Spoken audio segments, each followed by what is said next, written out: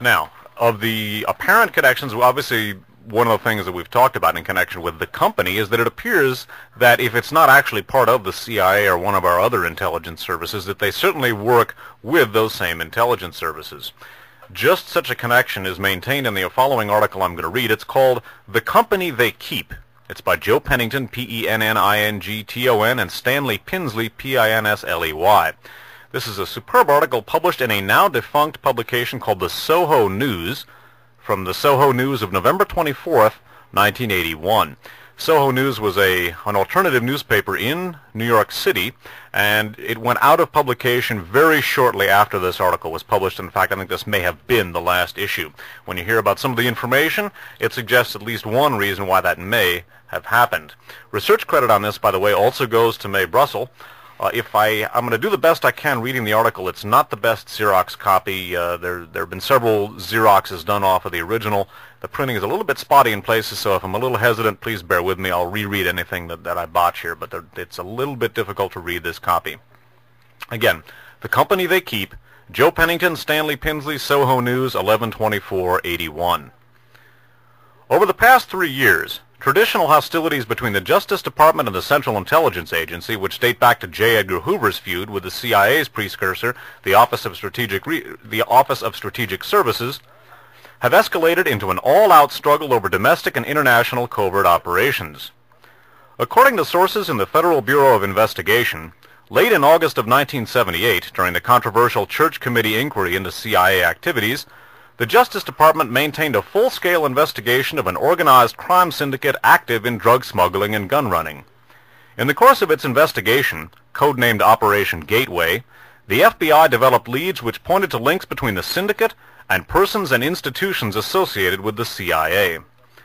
The 14-state investigation, based in Washington, D.C. and East St. Louis, coordinated the activities of 6 federal agencies: the FBI, Drug Enforcement Administration, Internal Revenue Service, Federal Aviation Administration, U.S. Customs, and the Treasury Department, and is currently active in Pennsylvania, New York, Massachusetts, New Jersey, and Michigan. The information developed by Gateway has created considerable concern within the intelligence community, pointing as it does to an essentially white-collar criminal underworld that has tangential and possibly substantial connections to men who are allegedly former CIA agents, to professed covert CIA operatives and DEA agents. According to John K. Russell, a spokesman for the Justice Department, Operation Gateway was an undercover operation which resulted in the arrest and convictions of members of the company, a huge drug and arms smuggling conspiracy with ties to elements in the intelligence community. Operation Gateway, in fact, has... part of this is botched.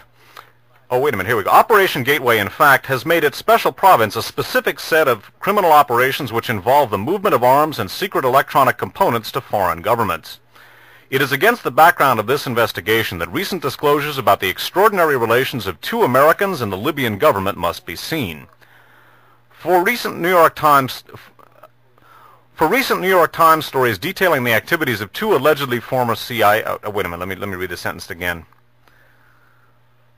Actually, I think this is a bad... the language is botched. This is a non-sentence. Anyway, it is against the background of this investigation that recent disclosures about the extraordinary relations of 2 Americans and the Libyan government must be seen. Recent New York Times stories detailing the activities of 2 allegedly former CIA agents, Frank Turple and Edwin Wilson, their involvement in supplying arms, explosives, electronic equipment, and personnel to the government of Muammar al-Gaddafi, often read like so many pages from a Gateway report. For the past 6 months, the names Edwin Wilson and Frank Turple have achieved media exposure virtually unparalleled in the annals of the Central Intelligence Agency. Before they became involved in the exploits for the Libyan government, now regularly being written up by the New York Times, both Wilson and Turple had been intimately involved in the agency's covert operations from the early 60s throughout the early 70s. Wilson worked for the CIA and Naval Intelligence at least through April of 1976, according to the most recent of the Times pieces on his activities, which appeared on the same day that his partner, Frank Turple, was featured on 60 Minutes as one of the world's most sought-after fugitives. According to the CIA, Turple left the employment of the agency in 1971, but according to Frank Turple, he was still being paid as a consultant by the CIA through April of 1981. Despite the mystery surrounding Turple and his activities, for the past 7 months we have been talking to Turple intermittently by transatlantic hookups. He has complained to us that he has been singled out for prosecution for activities commonly undertaken by the CIA since its birth after World War II. The CIA, on the other hand, has maintained that Turple and Wilson are just a couple of bad apples whose activities are no index to standard agency operations and unrepresentative of the work of former CIA personnel. And again, I would interrupt to say that against the background of Radio Free America number 4, our first program on the Turple Wilson team and other operations, it appears that Frank Turple's statements are a lot closer to the mark. They were certainly not ex-agents. They may actually technically have not been working for the CIA, but for one or another of our intelligence services. Skipping down now in the Soho News article. In his conversations with us, Turple has suggested that he had been involved in occasional shady deals, unquote. But he has maintained that such dealings are commonplace inside the CIA. He asserts that he is a licensed gun dealer, and therefore that the charges for which he was convicted in New York are invalid. He insists that the prison term he received was unprecedentedly stiff for a first offense. Perhaps most important of all, he provided us with a document which, if authentic, indicates that despite CIA denials, he was a consultant to the CIA through last April. Interjecting, that would have been April of 1981, and that makes him a CIA agent throughout his activities in Libya. According to Frank Turple, he was on the payroll of the CIA throughout the period that he was alleged to have worked with Wilson for Gaddafi, equipping and training forces considered implacably hostile to the United States. Skipping down on the story once again. Reports have reached us from sources within Operation Gateway concerning potential ties between this international illegal combine and the CIA. Fugitive Frank Turple, whose years of international intrigue put him in a position to know, has told us that he is familiar with the operations of the company. Quote, "I can't say the agency and the company are one and the same," Turple says, "but they sure as hell all work with one another all the time, or at least their agents do." Although the precise nature of the relationship between the company and the CIA has so far been difficult to determine, the company is unique among organized crime syndicates in the use of techniques and technology developed by the CIA. Skipping down once again, here there is discussion of Jimmy Chagra, who along with his brother Joe was implicated in the assassination of Judge John Wood. Chagra later was acquitted. Operation Gateway has also brought to light the activities of a 35-year-old convicted regional drug wholesaler named Jamil Alexander Chagra. Chagra's activities are of interest not only because they are criminal, but also because, once again, there is some evidence of a relationship to the CIA. Chagra is currently doing 60 years at a federal prison in La Tuna, Texas, for operating a continuing criminal enterprise, one of the most serious narcotics charges on the book. That independent conviction was a result of matters that were the subject of the Gateway investigation. Chagra, according to sources in the Australian Narcotics Bureau, was a client of the now extinct Nugan Bank of Australia, an institution tied repeatedly to the CIA. Chagra allegedly was involved in some of the bank's shadiest dealings, such as those investigated by the FBI in 1979, following allegations that the bank was instrumental in facilitating an operation to skim money from Las Vegas casinos for U.S. organized crime boss Joe Bonanno and other underworld figures. Let me repeat that sentence. Chagra allegedly was involved in some of the bank's shadiest dealings, such as those investigated by the FBI in 1979, following allegations that the bank had been instrumental in facilitating an operation for skimming money from Las Vegas casinos for U.S. organized crime boss Joe Bonanno and other underworld figures. A former investigator for the Australian Narcotics Bureau has revealed that Chagra's name surfaced repeatedly in connection with drug purchases apparently made with revenues from the alleged skimming scheme. So, first of all, Frank Turple's statements about the company and the CIA's agents working with one another are worth keeping in mind here. That is to say, Turple's connections with Edwin Wilson, obviously we have dwelt on at great length over the years. It's worth noting here that Jamil Chagra has been connected, at least in this article, and by officials who apparently were involved in investigating the Nugan Bank on both sides of the Pacific, that he also had connections to the Nugan Bank. Well, the Nugan Bank obviously has been one of the prime resources, I guess we might say, of members of the secret team throughout their drug running, gun running, and assassination operations. We've touched on Nugan Bank in, I think, all three of our Iran-Contra programs so far. In our last broadcast, we dealt with the Nugan Bank as the repository of funds for many of the illegal operations being run by the secret team, whether be it in Iran, Southeast Asia, or any place else. So that Jamil Chaudhry here, and bear in mind, James Atwood, his connections to the company is worth thinking about, because he apparently is part of the same complex as the secret team, may have been a member of the secret team. Broadcasting from Foothill College, this is KFJC, Los Altos Hills. On the subject of James Atwood and further connections between the secret team and the company, and also some, well, we'll get to it, a rather provocative connection to another old favorite of One Step Beyond listeners. We're going to read a section of an article from the Tuesday, March 31st, 1987 LA Times. The article was provided to us by Ted Rubenstein. The article is headlined, CIA's Purchase of Smuggled Arms from North Aids Probed by Panels. The article is written by Michael Wines and William C. Rempel of the Los Angeles Times staff. I'm going to skip down into the middle of the article and read you these two segments. Last September, White House computer records show Admiral John Poindexter ordered Lieutenant Colonel Oliver North to pressure then CIA Director William J. Casey, quote, to make things right for Secord. That's, of course, General Richard Secord. Apparently by awarding Secord a contract to sell or transport arms in return for his supporting role in the Iran-Contra operation. A month later, a Danish freighter chartered by Secord and Albert Hakim unloaded most of a 358-ton cache of Polish AK-47 rifles and Portuguese mines and ammunition at the Pentagon's munitions depot in Sunny Point, North Carolina. The arms cargo was reported to the U.S. Customs Service as oil drilling equipment, according to Customs records released last month. Skipping down.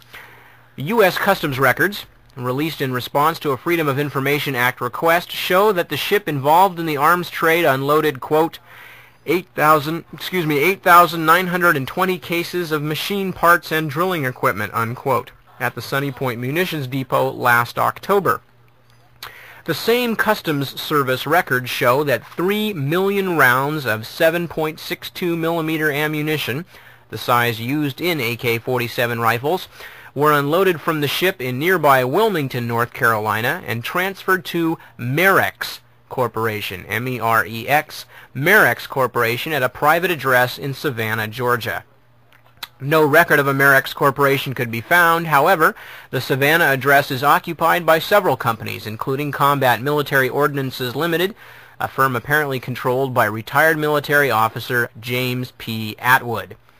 Federal sources describe Atwood as a retired colonel and longtime Georgia resident involved in, quote, lots of major arms trades with international buyers.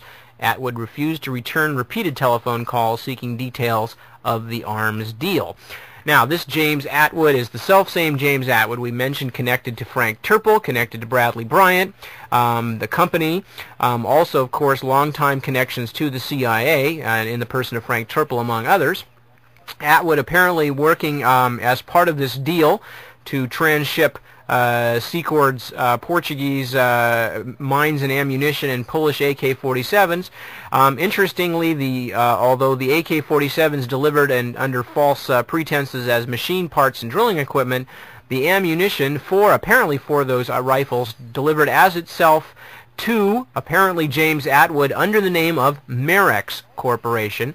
Merex Corporation is also interesting because it was the name of, again, one of these shady quasi-governmental arms shipping slash intelligence operations run by a good old friend of ours from the old days, or rather not run by, but heavily in contact with a good old friend of ours from the old days, a man by the name of Otto Skorzeny, actually run by a man named Mertens, I believe. Mertens, and also influenced strongly by Skorzeny. Skorzeny had been Mertens' commanding officer during World War II. That's right.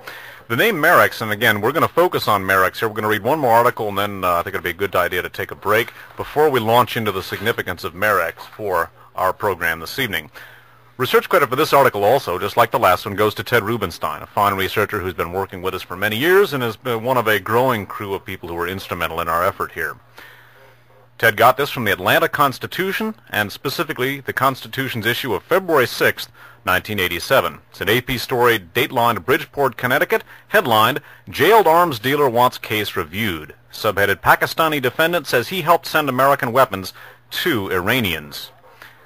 A Pakistani arms dealer is asking the State Department to review his case, claiming he was helping the United States swap arms for American hostages held in Lebanon when he was arrested. Arif Durrani, D-U-R-R-A-N-I, 37, was arrested October 3rd by U.S. Customs Service agents and charged with illegally exporting Hawk missile parts intended for Iran. He has been held without bond at the state jail in New Haven, Connecticut. Durrani said he arranged shipment of missile parts after meeting with representatives of the CIA and National Security Council, including an individual he believes to have been Lieutenant Colonel Oliver North. Skipping down in the article, Durrani apparently is a well-connected arms dealer. He owns a $2 million home in Thousand Oaks, California, and was in the process of obtaining his U.S. citizenship when arrested. Durrani operated Merex, Incorporated, M-E-R-E-X, same spelling, a company in Newbury Park, California, which sold aircraft components. Members of his family in Pakistan are arms dealers, according to prosecutors. So again, in connection with the Iran-Contra effort, this not the Area deal in which James Atwood was involved, we once again find the name Merex and spelled the same way. We're going to take a break now, and then we're going to come back and we're going to take a look at Merex, the Merex we've looked at in other programs. We will wonder aloud whether it's the same Merex, and we will explain why. And with that, we take a break. Don't go away. We'll be back with more Radio Free America with Dave Emory and myself, Nip Tuck. We're talking about the Iran-Contra case. This is the fourth part of probably 5, maybe 6 parts on Iran-Contra. Tonight we're talking, this is part 3 of the terrorism connections. We started off tonight talking about the Rex 84 plan for martial law, put together by Oliver North and his cronies at FEMA and in the Justice Department, etc. And then in the second part of the broadcast, after we talked about that and the King Alfred plan, a plan for the internment and vaporization of black Americans, and we talked about the beginning, tracking together some of the interesting connections between Oliver North's little band of heroes and patriots and international world terrorism, the Abu Nidal group, connections to a man by the name of Mansour al-Qassar, a Syrian arms dealer with heavy ties to Abu Nidal, who also happens to have ties to Oliver North's organization. Also with ties to Abu Abbas, who was the alleged mastermind of the Achille Lauro hijacking, because the Achille Lauro hijacking is going to occupy a fair amount of our attention this evening. That's right. And then most recently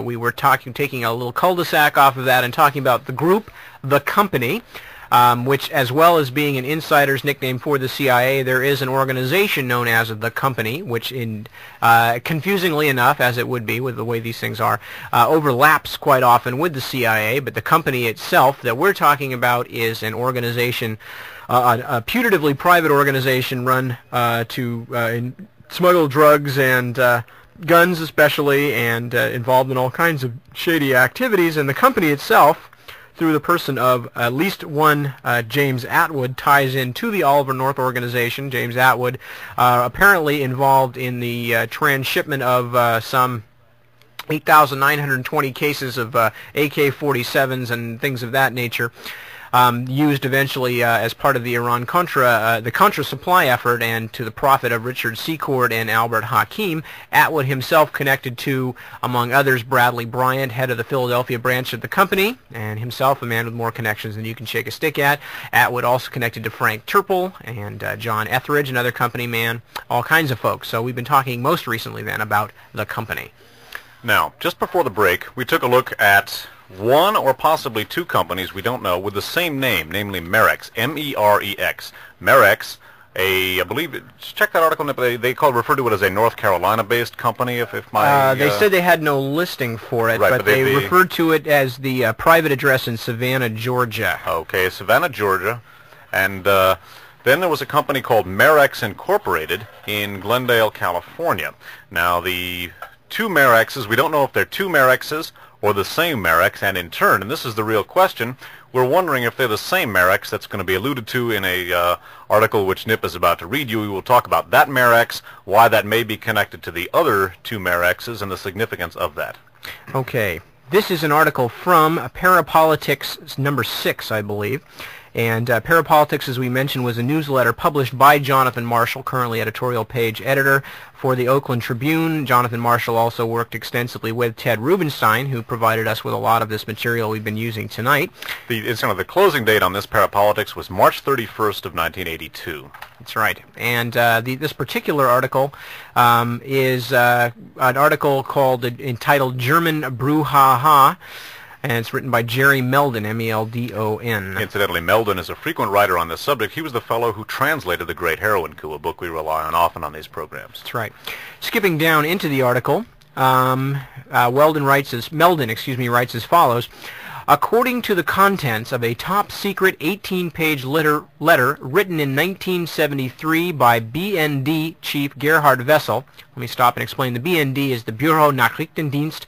It's the West German CIA. As a matter of fact, it sprang directly out of the Gehlen organization, the Nazi spy organization that became part of the CIA at the end of World War II and then later became the fount for NATO intelligence, Eastern European intelligence, and then the BND itself. Actually, slight connection. BND stands for Bundesnachrichtendienst. Thank you. What did I say? Bureau Nachrichtendienst. Good. Hello, wake up. According to the contents of a top-secret 18-page letter written in 1973 by BND Chief Gerhard Wessel and published by Der Spiegel in December 1978, in the 1960s, the German intelligence agency entered into a special partnership with the Bonn-based Merex company. Again, spelled exactly the same way as the last two citations of the more recent Merex companies, M-E-R-E-X. We're asking, basically, are they the same or are they different? Through Merex, it being the BND, it unloaded surplus weapons on countries like India, Pakistan, and Saudi Arabia. Such deals had been banned by international agreements signed by West Germany. But cover-ups are not an American monopoly, and the deals were classified secret and tendered through such third parties as England, Italy, and the Shah's Iran. Merex made millions selling planes to both sides in the 1965 India-Pakistan conflict, planes it got from the German and American governments. According to Anthony Sampson in The Arms Bazaar, name of a book, Merex boss Gerhard Mertens, M-E-R-T-E-N-S, sold the Pakistanis 90 outdated F-86 Sabre jets with the Pentagon's okay. Mertens had founded Merex in 1963 with the help of Otto Skorzeny of the SS, his wartime commandant, with whom he remained closely associated through the 1960s. Skorzeny was the daredevil who saved Mussolini's life in 1943 and escaped punishment for war crimes, including the alleged torture and murder of over 100 American POWs.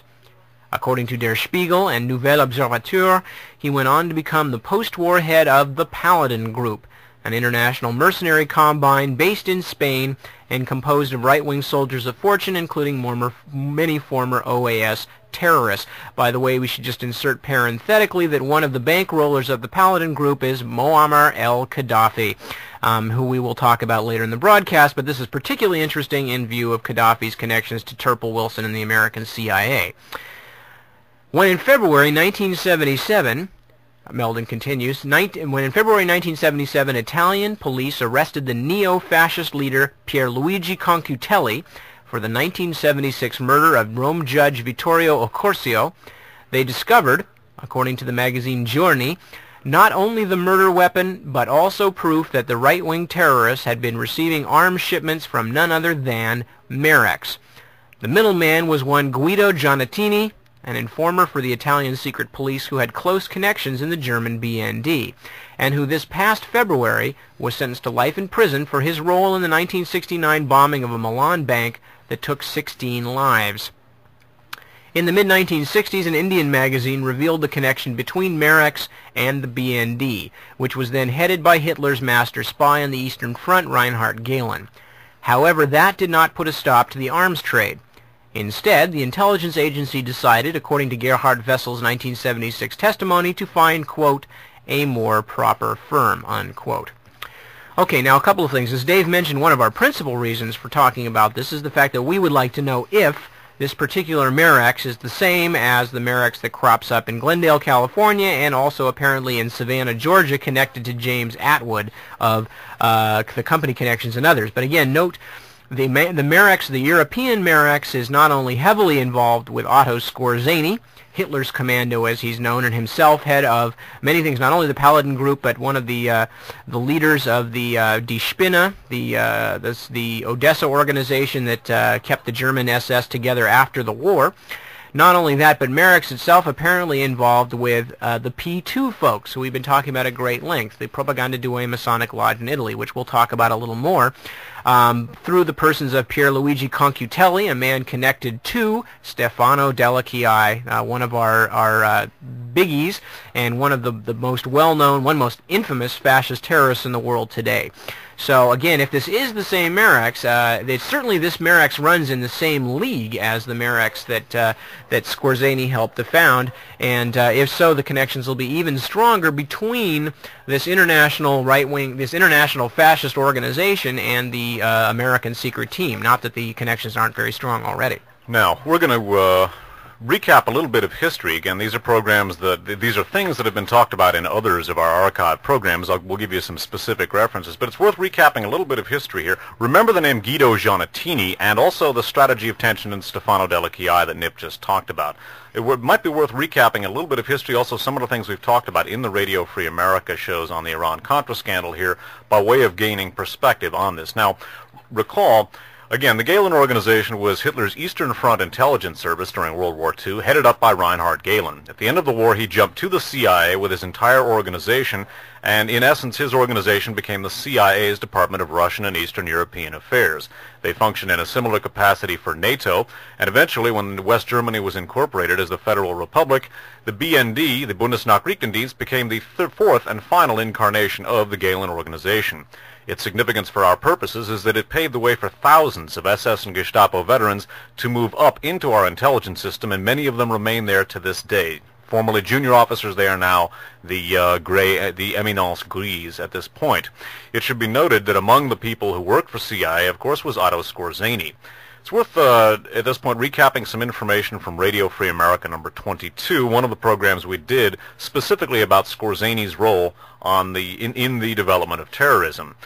In the early 1950s, following the ascension to power of Nasser in Egypt, the United States wanted to curry favor with Nasser, at the same time didn't wish to alienate Israel by using regular American agents. So what they did was, and when Nasser asked the United States for help in putting together his military and intelligence services, the CIA under Allen Dulles sent over a contingent from the Gehlen organization headed up by Otto Scorzani. This contingent was filled with veteran anti-Semites and war criminals of the First Order. They set up Nasser's intelligence service and his military general staff. They also, at the same time, and remember this is a CIA operation, they set up the first Palestinian terrorist groups. The first Palestinian terrorists were set up by Otto Scorzani when he was on a mission for the CIA. Now later, Muammar Gaddafi requested the very same Nazi intelligence group to put together his intelligence service. Once again, it was dispatched under the auspices of Herr Scorzani, and of course later we've taken a look at the official CIA operation using Turple and Wilson, part of the secret team, to arm and train Gaddafi's terrorist cadre. As we looked at in a number of our shows, including Radio Free America number 22, Gaddafi was the co-bankroller of the Paladin mercenary group, an ultra-right-wing mercenary group, with Scorzani's weapons empire, so that we have some long-standing connections between this group. Now again, remember that James Atwood was involved with a company called Merex in swinging the deal for AK-47s from Manzar al-Qassar and using the Danish ship Aria. Now in the first articles we read about that, it should be noted that this deal was swung in part through Stanford Technology Corporation of Los Gatos. Now, in Radio Free America number 30, the first of our shows on the terror connections to the Iran-Contra scandal, we took a look at a connecting link between a company called TCI and Stanford Technology. That link was a company called International Imaging Systems. It was a part of a company called TCI. We took a look at TCI. It was an electronics company which did a lot of defense-related work. It was headed up by a man named Otto von Bolschwing. Von Bolschwing was a former SS man and a key member of the Gehlen organization. According to some reports, he was the head of Gehlen's North American operation. Now, International Imaging Systems was part of TCI. It then evolved when TCI went belly up in the early 70s. International Imaging Systems was incorporated into Stanford Technology, the group that was involved in the Urea deal, and also apparently with some institution called Merex. Now, one of the people who we talked about in a number of our Radio Free America shows, number 3 and in number 30, which we talked about, again, number 30 being the second of our Iran-Contra shows, was a woman named Helena von Damme. Von Damme was a protege of Otto von Bolschwing. She then became special White House assistant for presidential personnel. Basically, she drew up the lists from which all of Reagan's cabinet appointees were made. According to an article in the San Jose Metro, which we read in Radio Free America 30, Helena von Damme went to work for some of Albert Hakim's subsidiaries abroad. It's also worth noting, in light of Manzur al-Qassar's residence in Vienna, is that Helena von Damme later went on to be U.S. ambassador to Austria. So with the Gehlen connection to Stanford Technology, again, TCI headed up by von Bolschwing, key Gehlen agent, a link from TCI to Stanford Technology is International Imaging Systems, so that we see a strong Gehlen connection to this already, and obviously there are Gehlen antecedents to all of the Middle Eastern terrorism. We just ran those down. This is why we're asking, is this Merex the same BND arms front which was used for a number of different purposes, including, notably here, the channeling of arms to Italian terrorists for something called the strategy of tension, which Nip is going to explain to you before we go on to talk about Mr. Guido Giannattini. Now we're wandering off into the Italian section of the broadcast and the problems that we have with our Italian names. But the strategy of tension. It was an operation put into force by, among other people, the aforementioned Stefano della Chiai. Stefano della Chiai, a longtime Italian fascist terrorist, himself involved in more groups than you could shake a stick at. Perhaps the best known for what we're talking about tonight, Terza Posizione, but also involved in a lot of other things, including the Rosa de Venti operations around the two different coups in Italy, attempts to put Prince Borghese on in charge of Italy during fascist coup attempts, and heavy involvement on the part of Stefano della Chiai with Klaus Barbie and the Bolivian cocaine ring and the Bridegrooms of Death organization. As a matter of fact, Stefano della Chiai had to flee Bolivia at the time that the government there fell, and Barbie himself was later extradited by that government to France. Now, by the way, Prince Borghese was a key Italian fascist, a Mussolini follower, who in 1970, with the active assistance, incidentally, of the CIA, which channeled funds to this, and by the way, we've gone over these in Radio Free America shows 19, 20, and 21, were your references for this. Then in the later coup group involving some of the same people called the Rosa de Venti, we saw the same group allied for the same purposes. Worth noting here that Otto Skorzeny, as we looked at in Radio Free America number 19, actually was channeling arms both to the Borghese coup attempt and to the Rosa de Venti group, and again the CIA was instrumental in shipping arms or helping to fund the strategy of tension. As we looked at in the Parapolitics article, the BND was also actively shipping arms to Italian terrorists, and their source was Guido Giannattini. That's right. The BND also, as we probably won't have time to talk about tonight, has some rather interesting connections into the assassination attempt on the life of Pope John Paul II. But for our purposes, the strategy of tension orchestrated by Stefano della Chiai and some of his other folks, Pierluigi Concutelli, Guido Giannattini, and a variety of others, was an operation in which the Italian fascists would infiltrate, or in fact in some cases create, left-wing organizations, put together provocations, and then credit them to these either already infiltrated or these non-existent imaginary left-wing operations, therefore pushing Italy to the right, keeping the Italian left wing out of standard politics, and in a couple of cases as an attempt to prepare the way for right-wing coup attempts. During the course of this strategy of tension, a number of things went on, a myriad of kidnappings and a number of bombings, including the Bologna railway station bombing that killed 80 people and was one of the biggest and most terrifying public terrorist events in the history of Italian politics. All of this orchestrated by Stefano della Chiai and his like for the very specific reason of putting together a public fear of left-wing terrorism that would then allow the government to, A, as we've mentioned before, remove civil liberties at home, and B, improve the international position of fascist politics. Now, this is very important because, first of all, not only was it an incredibly complicated operation in Italy that ties into a lot of other things we've talked about, including the assassination attempt on the Pope and a variety of other things. But as we're seeing, these same people seem to crop up in connection with our own secret team, and in fact, our own secret team appears to have been doing some things very similar to the strategy of tension, namely collaborating with, or in some cases actually inventing, terrorist groups, mostly Arab terrorist groups, and then using them as an excuse for their right-wing agenda. Now, remember the name Guido Giannettini, who was the Italian fascist who was serving as the touchdown point for the BND machinations vis-a-vis Italian terrorism and the strategy of tension through Merex. Going to reprise some information that we looked at in Radio Free America number 19, the third of our shows about the Mediterranean merry-go-round. Again, the chain of events and institutions around the shooting of Pope John Paul II. Reading now from a book called St. Peter's Banker. It's about Michele Sindona, the Propaganda Due member and Vatican banker. It's by Luigi Defonzo, D-I, capital F-O-N-Z-O. The book is published in hardcover by Franklin Watts and copyrighted 1983.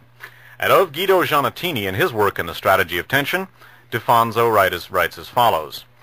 Again, speaking of the strategy of tension. Police traced the bombings to 3 neo-fascists, among them General Guido Giannettini, an agent of the SID, Italy's Secret Service, and a high-ranking member of Licio Gelli's P2. It is believed that Giannettini was head of a faction within P2 known as the Third Position. This faction, says journalist Thomas Sheehan, advocates what is called Nazi Maoism. Sheehan goes on to say that the Third Position aligns itself with the political beliefs of Hitler, Perón, Mao, and Gaddafi. Its slogans include, "Long live the fascist dictatorship of the proletariat," and "Hitler and Mao united in struggle." Again, a reference here which we should probably go into, and that is the Propaganda Due Lodge. That was ostensibly a Masonic lodge which in fact was serving as a crypto-fascist government and literally running virtually all facets of Italian life for many years following World War II, and it still wields tremendous influence. Its head, Licio Gelli, was an Oberleutnant in World War II, an active collaborator with U.S. intelligence, and an honored guest at Ronald Reagan's inauguration in 1981, as we looked at again in our Radio Free America series numbers 18 through 21. So it's interesting to see Guido Giannettini as part of a group which admires, among others, Muammar Gaddafi, and again, Gaddafi has a secret service of Gehlen geniture and Skorzeny geniture. Its aid was provided by CIA in terms of courtesy of Turple and Wilson, and obviously Gaddafi is one of the major godfathers of terrorism, one could say, to this day. And again, if for listeners that maybe are hearing this for the first time and it seems a little overwhelming, we can simply recommend, with our condolences, some of our other archive shows. That the reason why we do these is to flesh out these admittedly complex topics. But we've gone into this at great detail in our other archive shows, and the documentation can be obtained from them. So Guido Giannettini, the Merex and BND agent for the strategy of tension, and as Nip pointed out quite correctly, the scenario we're looking at here is quite possibly an American adaptation of the strategy of tension by the Oliver North martial law team, in light of the fact that CIA, as we looked at in our Mediterranean merry-go-round series, actively aided the Italian strategy of tension. It's not a possibility to be ruled out. One of the areas in which the European strategy of tension folks and the American secret team seem to overlap was in the country of Bolivia during the time of the Arce Gomez coup group and the Bolivian military, the cocaine colonels in charge in Bolivia. We talked at some length about how the aid from, among other things, American right-wing groups, American intelligence, the Moonies, etc., helped the cocaine colonels come to power in Bolivia. And when they were in power, one of the major supporters of their government, and in fact somebody who wound up holding a fairly high office in their government, was Klaus Barbie, the former Gestapo chief of Lyon and war criminal. Also a key Gehlen agent and CIA operative. Key Gehlen agent, CIA operative, close associate of Stefano Della Chiai, aforementioned architect of the strategy of tension in Italy. And Klaus Barbie and a variety of others, including people like Fritz Schwend, and other SS alumnus, were involved very heavily not only in the cocaine trade, but you were using money from the cocaine trade to not only prop up the Bolivian cocaine colonel's government, but in fact to support a variety of fascist political operations in and around Latin America and North America, even to an extent, we think. Anyway, we're going to read a little bit here, again, about drawing some of these Marek's knots closer together. This is a section from the book The Nazi Legacy, Klaus Barbie and the International Fascist Connection. The book is written by Magnus Linklater, L-I-N-K-L-A-T-E-R, Isabel Hilton, and Neil Ascherson, A-S-C-H-E-R-S-O-N, and copyright 1984, and published by Holt Reinhardt and Winston in hardcover. And again, they're referring to Freddy or Fritz Schwend and Klaus Barbie. The primary business of Schwend and Barbie, arms trafficking, was carried on through two German-based firms, Merex and Gemitex. The two Nazis acted as agents, negotiating purchases not only on behalf of the Bolivian and Peruvian governments, but, through their friendship with the Nazi Hans Rudel, sales to Paraguay and Chile, and through Colonel Otto Skorzeny in Spain, further deals in Madrid. From Merex alone, as Schwend's correspondence reveals, they proposed buying M14 tanks, quote, for Herr Skorzeny, 20 MAX 13 tanks, quote, for a general here, Mercedes military vehicles, and 6 powerboats. The sources of the equipment were impeccable, as Merex wrote to Schwend in 1966, quote, we are cabling you the prices of, quote, birds being inquired about, sending specifications. What do you mean by, quote, exceptional things? Find a secure way to tell us, perhaps via courier through Peruvian embassy in Bonn. Our common friend, Colonel L., who is Colonel Rudel, who also works for us, will be coming out soon. He could take a message. We must be paid in cash for official German or American equipment. So Klaus Barbie and Freddy Schwend using Merex as a source for a lot of their political arms maneuverings in Latin America. And again, we bring this up because under the auspices of Rex 84, and in the background, we see not only the Reichstag scenario as we've spoken about, but as we're going to see increasingly, when we turn the camera slightly away from some of the main players, we begin seeing explicit Nazi elements coming into focus. And again, with Merex and the BND and many of these connections, the question has to be asked just how close to a Fourth Reich we really are. Again, recall the plan to deputize ultra-right-wing paramilitary types under Rex 84, and bear in mind that the number of different Nazi connections to this whole tangle, including, remember, TCI, International Imaging Systems, von Bolschwing, von Damme. It's also interesting to note Klaus Barbie's use of Merex, and again, we're asking the question, what relationship, if any, is there between all of these Merexes, or are they, in fact, one and the same, a possibility that doesn't seem too remote.